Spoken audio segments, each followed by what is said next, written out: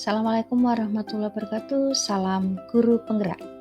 Pada kesempatan kali ini, saya akan memaparkan hasil eksplorasi konsep modul 1.1, refleksi diri tentang pemikiran Ki Hajar Dewantara. Yang pertama, intisari pemikiran Ki Hajar Dewantara tentang pendidikan. Ki Hajar Dewantara menjelaskan bahwa pendidikan dan pengajaran merupakan usaha persiapan dan persediaan untuk segala kepentingan hidup manusia, baik dalam hidup bermasyarakat maupun hidup berbudaya dalam arti yang seluas-luasnya. Lalu menurut Ki Hajar Dewantara bahwa pendidikan itu adalah tempat persamaian benih-benih kebudayaan dalam masyarakat.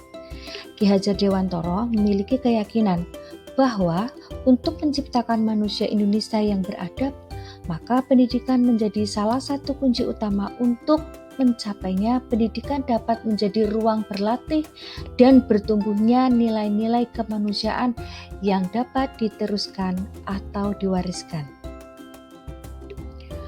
Adapun tujuan pendidikan, menuntun segala kodrat yang ada pada anak-anak agar mereka dapat mencapai keselamatan dan kebahagiaan yang setinggi-tingginya, baik sebagai manusia maupun sebagai anggota masyarakat.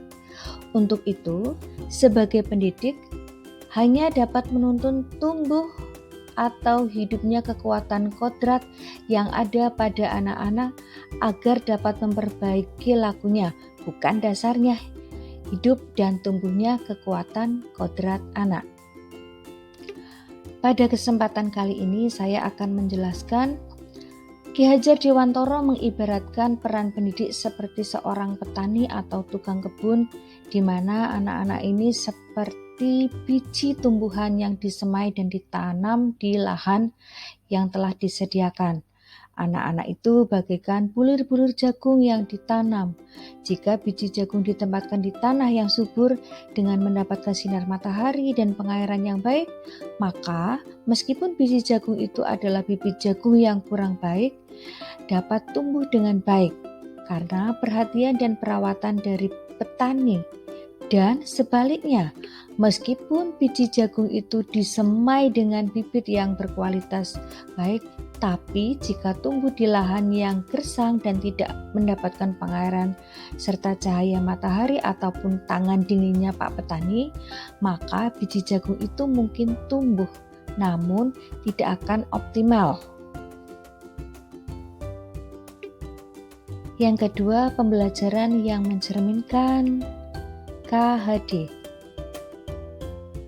Pembelajaran dari filosofi Ki Hajar Dewantara. Yang pertama, memerdekakan dan berpusat pada murid. Yang kedua, mengikuti perkembangan zaman. Yang ketiga, tidak bertentangan pada nilai-nilai kemanusiaan. Yang keempat, membangun budi pekerti dan berfokus pada proses, bukan pada hasil. Nah, sebagai pendidik, kita harus mampu melakukan perubahan budi pekerti. Menurut Ki Hajar Dewantara, budi pekerti ini diartikan sebagai perpaduan antara cipta atau kognitif, karsa atau afektif, sehingga menciptakan karya atau psikomotor. Pendidikan harus mampu mengubah budi pekerti peserta didik menjadi lebih baik. 3.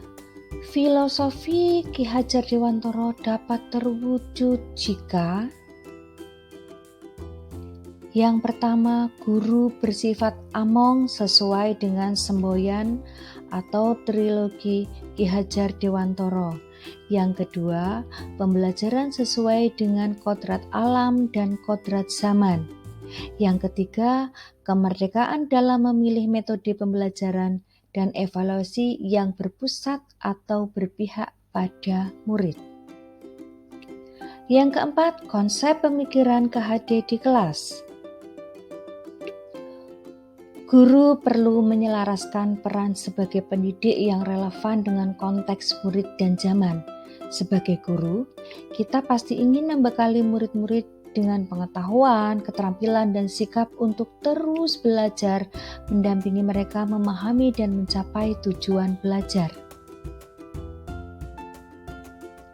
Guru harus memberi ilmu demi kecakapan hidup anak dalam usaha mempersiapkannya untuk segala kepentingan hidup manusia, baik dalam hidup bermasyarakat maupun hidup berbudaya dalam arti yang seluas-luasnya.